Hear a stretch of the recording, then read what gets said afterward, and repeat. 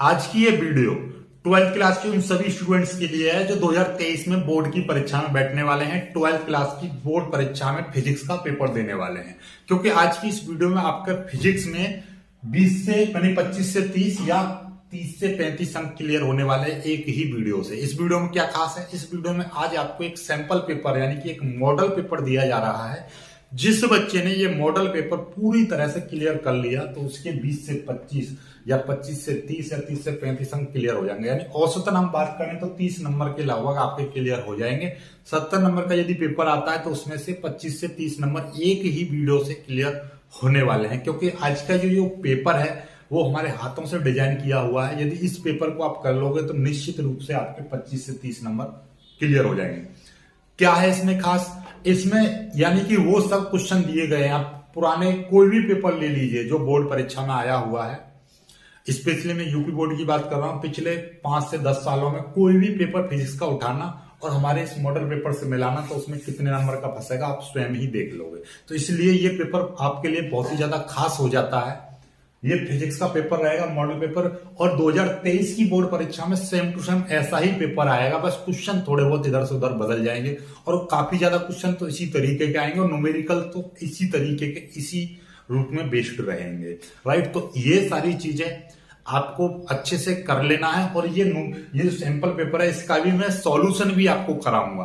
तो पहले ये सैंपल पेपर देखते हैं कि सैंपल पेपर में ऐसा क्या है खास, फिर इसका सैंपल पेपर, और इसी तरीके के मैं 4 सैंपल पेपर दूंगा, यानी एक ये 3 और दूंगा। यदि 4 सैंपल पेपर आपने कर लिए तो आपके 70 में से 70 नंबर बिल्कुल क्लियर हो जाएंगे। तो बिल्कुल भी मतलब नो डाउट आपको टेंशन लेने की जरूरत नहीं है, इन्हीं चीजों को पढ़ते रहो जो मैं आपको प्रोवाइड करा रहा हूं। राइट, तो ये फिजिक्स का सैंपल पेपर हम स्टार्ट करते हैं। ये देखिएगा इसमें क्या क्या क्वेश्चन है, इन क्वेश्चनों को सभी को सॉल्व कर लेना। और हाँ, जितने भी स्टूडेंट्स हैं जो अभी इसमें जो बहुविकल्पीय प्रश्न आ रहे हैं तो उनका तो कमेंट करके आंसर बताना कि आपका क्या क्या आंसर है, और इसको आप ईमानदारी से सॉल्व करना और बताना कितना आप सॉल्व कर पा रहे हो, कितने नंबर का इसको सॉल्व कर पा रहे हो। यदि इस सैंपल पेपर को आपको पूरा कर लेना है तो आपके 20 से 25 नंबर, और इसी तरीके के 4 कर लिए आपका 70 में 70 नंबर निश्चित रूप से आएंगे। चलिए स्टार्ट करते हैं। हम बात कर रहे हैं सैंपल पेपर की, यानी कि मॉडल पेपर। हूबहू ऐसा ही पेपर आएगा बोर्ड परीक्षा 2023 में, तो सभी लोग इस पेपर को जरूर सॉल्व कर लें, क्योंकि इस पेपर से आपके कम से कम 20 नंबर से ज़्यादा 20 से 25 नंबर का यानी 70 नंबर का पेपर होगा फिजिक्स का, तो 20 से 25 नंबर से, और बल्कि मैं कहूँगा 30 नंबर तक का इसमें से फंसेगा। इसलिए इसको बहुत अच्छे से कर लेना। इसी तरीके के मैं 4-5 पेपर दूंगा, 4 पेपर दूंगा, मात्र 4 पेपर में आपका 70 में से 70 नंबर पूरा फंसेगा, 100% देख लीजिएगा। ठीक है, चलिए तो स्टार्ट करते हैं, समझते हैं इस पेपर में क्या क्या खास है। इसमें देखिएगा सबसे पहला क्वेश्चन बहुविकल्पीय दिया होगा, इस तरीके का आएंगे। पहले बहुविकल्पीय प्रश्न दे रखे होंगे, 8 कूलाम ऋण आवेश में उपस्थित इलेक्ट्रॉन की संख्या बताओ। ये आपको बताने हैं, 4 ऑप्शन दे रखे हैं, आपको सॉल्व करके ये आपको कमेंट भी करना है। बाकी मैं सॉल्व कराऊंगा, इस पूरे पेपर को भी मैं सॉल्व कराऊंगा, पहले आप देख लीजिएगा इसको। फिर विशिष्ट प्रतिरोध का मात्रक क्या होता है ये आपको बताना है, 4 ऑप्शन है इसमें से आपको बताना है।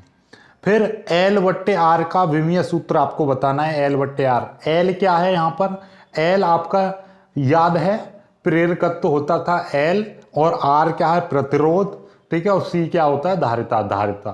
तो यहाँ पे L क्या है प्रेरकत्व की विमा बट्टे प्रतिरोध की विमा। सूत्र को सॉल्व करेंगे तो ये कौन सी विमा बैठेगी, ये 4 ऑप्शन है, जो भी आपको उत्तर अच्छा लगे वो आप कमेंट करना है। ठीक है, अगला -5D मतलब -5 डायोप्टर और +3 डायोप्टर क्षमता के 2 लेंस संपर्क में रखे हैं, संयुक्त लेंस की फोकस दूरी बताओ। तो जो लेंस की जो क्षमता होती है उसका मात्रक होता है डायोप्टर। तो ये आपको क्वेश्चन है, आपको सॉल्व करना है। आगे देखिएगा, अगला जो क्वेश्चन है क्या कह रहा है कि अर्धचालकों में वैद्युत चालन होता है, यानी अर्धचालकों में वैद्युत धारा का चालन किसके द्वारा होता है, कोटरों से, या कोटरों व इलेक्ट्रॉनों से, या इलेक्ट्रॉनों से, या ना तो कोटर ना ही इलेक्ट्रॉन से। तो ये आपको बताना है कौन सा सही आंसर है। अगला प्रश्न है, निम्न कण एक ही वेग से गतिमान है तो अधिकतम डी ब्रोगली तरंगदैर्घ्य किसकी होगी। यानी कि ये आपको बताना है कि इलेक्ट्रॉन की डी ब्रोगली तरंग अधिक होगी या प्रोटॉन की होगी, यानी इलेक्ट्रॉन, प्रोटॉन, न्यूट्रॉन और अल्फा कण में किसकी डी ब्रोगली तरंग दैर्ध्य अधिकतम होंगी, ये आपको बताना है। राइट, चलिए आगे देखिएगा। अब प्रश्न आ जाता है बा। ये भी एक एक नंबर के प्रश्न रहेंगे, 6 प्रश्न दे रखे हैं, 6 के 6 करने हैं।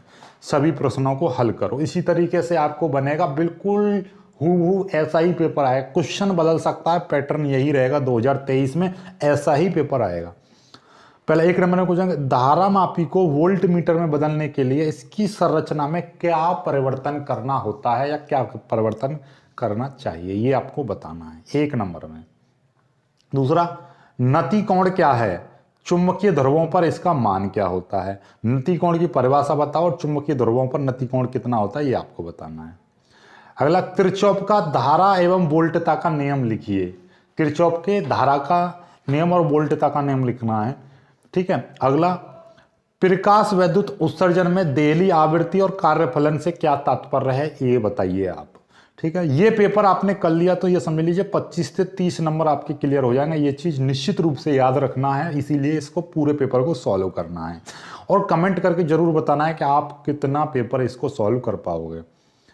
अगला क्वेश्चन, अल्फा कण विकिरण का संक्षिप्त वर्णन दीजिए। अल्फा कण विकिरण एक 11वीं क्लास की केमिस्ट्री में भी था, इसलिए इसको, और ये आपकी फिजिक्स में भी है 12th क्लास की में। समस्थानिक संभारिक, ये भी 11वीं क्लास की फिजिक्स केमिस्ट्री में था और ये आपका 12th क्लास की फिजिक्स में भी है। तो इन दोनों क्वेश्चनों को बहुत अच्छे से आपको आते होंगे, इसलिए इनको कर लीजिएगा। ठीक है, अगला प्रश्न देखिएगा। इसमें भी सभी प्रश्नों को सॉल्व करना है। इसमें 4 प्रश्न दे रखे होंगे, ये 2-2 नंबर के प्रश्न हैं। क्या है, पहला न्यूमेरिकल दिया है कि E बराबर इतना और S बराबर इतना, तो इसका वैद्युत फ्लक्स कितना होगा, वैद्युत फ्लक्स आपसे पूछा है। अगला जो प्रश्न है देखिएगा, अन्योन्य प्रेरण से क्या है, अन्योन्य प्रेरण क्या है, अन्योन्य प्रेरण गुणांक की परिभाषा, सूत्र व मात्रक लिखिए। अन्योन्य प्रेरण का सूत्र लिखिए, मात्रक लिखिए, विमीय सूत्र लिखिए। इस तरीके से प्रश्न है, आपको करना है। युग्म उत्पादन और युग्म विनाश को परिभाषित कीजिए। नाभिकीय विखंडन और नाभिकीय संलयन में क्या अंतर है, ये भी आपको बताना है। ये पेपर इस तरह से डिजाइन किया गया है कि आपके 30 नंबर तो इसमें डेफिनेटली क्लियर हो जाएंगे। राइट, देखिए अगला देखिएगा। 4 प्रश्न दे रखे होंगे, उसमें से इस तरीके से है कि और या एंड गेट या नॉट गेट की बूलियंस व्यंजक प्रतीक व सत्यता सारणी लिखिए। यानी कोई भी, या तो और गेट लिख दो या एंड गेट लिख दो या नॉट गेट लिख दीजिए। यानी कि एक पेपर ऐसा है, ये हमारे हाथों से बनाया गया, डिजाइन किया है। इसमें सारी चीजें, पेपर में केवल एक क्वेश्चन आएगा, मैंने यहाँ पर तीनों लिख दिए ताकि आपको तीनों रिवाइज कर सको।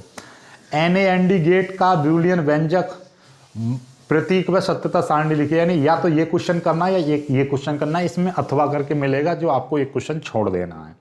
राइट, चलिएगा अब देखिए, इसमें भी सभी प्रश्नों को सॉल्व करना है। ये 5 प्रश्न आपको करने, 3-3 नंबर का प्रश्न रहेगा। क्या है 3-3 नंबर का प्रश्न, देखिए इसमें डेरिवेशन होंगे। अनुगमन वेग क्या है, अनुगमन वेग के आधार पर ओम के नियम का व्यंजक प्राप्त कीजिए। ये अनुगमन वेग के आधार पर आपको ओम के नियम का सत्यापन करना है, ओम के नियम का व्यंजक प्राप्त करना है। चलिए अगला जो प्रश्न है आपका, एम्पियर का परपतीय नियम लिखिए। इसकी सहायता से धारावाही परिनालिका के अंदर उसकी अक्ष पर चुंबकीय क्षेत्र के सूत्र की स्थापना कीजिए। एम्पियर का परपतीय नियम लिखना है और एम्पियर के परपतीय नियम का प्रयोग करते हुए चुंबकीय क्षेत्र के लिए सूत्र की स्थापना करनी है एक परिनालिका के अक्ष पर। याद रखना, परिनालिका के केंद्र पर अलग होता है, परिनालिका के अक्ष पर अलग रहता है। एक और इसमें प्रश्न है, किसी 10 की पावर 5 टेस्ला के एक समान चुंबकीय क्षेत्र में 10 इलेक्ट्रॉन वोल्ट ऊर्जा का एक इलेक्ट्रॉन वृत्ताकार मार्ग पर गतिमान है। वृत्ताकार मार्ग की त्रिज्या आपको बतानी है, न्यूमेरिकल्स है, न्यूमेरिकल आपको सॉल्व करना है, ये बताना है आपको। ठीक है, बहुत ही प्यारा प्यारा न्यूमेरिकल, और न्यूमेरिकल्स की सीरीज हमने 100 अंक की बताई थी, वो आपको एक साथ भी मैं आपको दे दूंगा। अगला प्रश्न, वैद्युत चुंबकीय तरंगें क्या होती हैं, इनके प्रमुख गुणों का उल्लेख कीजिए। यानी वैद्युत चुंबकीय तरंगें आपको बतानी है क्या है, इनके गुण भी लिखने हैं। अगला क्वेश्चन देखिएगा, अगला क्वेश्चन, गॉस की प्रमेय लिखिए तथा इसे सिद्ध कीजिए। गॉस की प्रमेय लिखनी है और इसको सिद्ध भी करना है। अगले प्रश्न की तरफ बढ़ते हैं, देखिएगा इसमें भी सभी प्रश्नों को हल करना है। राइट, और ये 5-5 नंबर के प्रश्न रहेंगे। क्या क्या है, वैद्युत क्षेत्र की तीव्रता को परिभाषित कीजिए, सीधे तार का रेखीय आवेश घनत्व इतना है और तार में 2 सेंटीमीटर दूर वैद्युत क्षेत्र की तीव्रता ज्ञात करना है। यह न्यूमेरिकल भी दे रखा है और परिभाषा भी आपको दे रखी है। अगला, पानी तथा कांच के अपवर्तनांक इतने हैं। कांच से पानी पर आपतित प्रकाश किरण के क्रांतिक कोण का मान ज्ञात कीजिए। ये जो प्रश्न है शायद 3-3 नंबर के हैं, ये 3-3 नंबर के हैं। 5 प्रश्न होंगे 3-3 नंबर के, तो ये 15 अंक के हैं 5 प्रश्न, ठीक है, 3-3 अंक के। चलिए अगला, यंग के द्विक रेखा छिद्र के प्रयोग की सहायता से फ्रिंज की चौड़ाई के लिए सूत्र स्थापित कीजिए। बहुत ही प्यारा डेरिवेशन है, ये आपको करना है। अगला प्रश्न, व्हीटस्टोन सेतु का सचित्र वर्णन आपको करना है, पूरा आपको बताना है। अगला, समांतर प्लेट संधारित्र क्या है, इसकी संरचना का, इसकी धारिता का व्यंजक आपको प्राप्त करना है, राइट। चलिएगा अगला, इसी में अथवा करके दे रखा है, या तो ये कर लो या ये वाला, लंबित कुंडली धारामापी का सचित्र वर्णन कीजिए, राइट। चलिए आगे बढ़ते हैं। ये देखिए खंड ये आ गया, इसमें आपके 5-5 नंबर के 4 प्रश्न दे रखे हैं, 4 प्रश्न आपको करने होंगे, ठीक है। वैद्युत उद्योग क्या है, एक समान वैद्युत क्षेत्र में वैद्युत उद्योग को घुमाने में किए गए कार्य का व्यंजक प्राप्त करो, और साथ में एक न्यूमेरिकल भी दे रखा है कि 10 की पावर 5। सीधे सीधे बात है, जब 5 नंबर का सवाल आएगा तो 5 नंबर जैसा ही आएगा, उसमें सारी चीज़ें आपसे पूछ लेगा। एक परिभाषा भी दे दी है, एक व्यंजक भी देता, साथ में एक न्यूमेरिकल भी दे रहा है, ठीक है। और इसमें से और एक ये सवाल है, परस्पर संपर्क में रखे 2 पतले लेंसों के संयोजन की फोकस दूरी के लिए सूत्र स्थापित कीजिए। और 20 सेंटीमीटर फोकस दूरी का अवतल लेंस 10 सेंटीमीटर की फोकस दूरी के उत्तल लेंस के संपर्क में रखा है, इसकी संयुक्त फोकस दूरी ज्ञात कीजिए। यानी कि ये जो आपका, ये दोनों क्वेश्चन में से एक क्वेश्चन करना है, दोनों अथवा में दे रखे हैं। इसमें एक तीसरा क्वेश्चन भी अथवा में है, प्रिज्म के पदार्थ के प्रवर्तनांक के लिए सूत्र स्थापित कीजिए। ये आपको, ये तो मैंने एक्स्ट्रा में लिख दिया है क्वेश्चन, इसमें से केवल एक क्वेश्चन करना होगा। आपको क्या करना होगा, इसमें से केवल एक क्वेश्चन करना होगा, दोनों में से कोई भी एक। चलिएगा आगे देखिएगा, एक 7वां प्रश्न भी ऐसा ही है, इसमें से भी एक क्वेश्चन करना होगा। प्रकाश वैद्युत उत्सर्जन क्या है, इसके नियमों की उल्लेख कीजिए और द्विविलोकी तरंग के लिए सूत्र स्थापित कीजिए। यानी प्रकाश वैद्युत उत्सर्जन के नियमों की व्याख्या करनी है, प्रकाश वैद्युत उत्सर्जन क्या है, और द्विविलोकी तरंग के लिए व्यंजक प्राप्त करना है। यानी ये 5 नंबर का सवाल है, या तो ये वाला कर लीजिए या इसकी जगह पे ये वाला कि ट्रांसफार्मर का सचित्र वर्णन कीजिए। ट्रांसफार्मर की प्राथमिक व द्वितीयक कुंडली में फेरों की संख्या 1100 और 110 है। सप्लाई वोल्टेज 220 वोल्ट है। द्वितीयक कुंडली की प्रतिबाधा इतनी है, तो प्राथमिक कुंडली में धारा बतानी है। यानी ये न्यूमेरिकल्स आपको दे रखा है। 8वां प्रश्न, इसमें भी 2 प्रश्न दे रखे हैं, इनमें से एक करना है। या तो अपवाह वेग तथा धारा घनत्व में संबंध स्थापित कीजिए। एक तार में मुक्त इलेक्ट्रॉन इतने हैं और ये अपवाह वेग इतना, धारा घनत्व ज्ञात कीजिए। या तो ये वाला कर लीजिए एक प्रश्न, या आपका ये अथवा वाला कर लीजिएगा। क्या है, एक गोलीय पृष्ठ पर प्रकाश के अपवर्तन का सूत्र इतना स्थापित करना है आपको। दोनों में से कोई भी एक प्रश्न आपको करना है।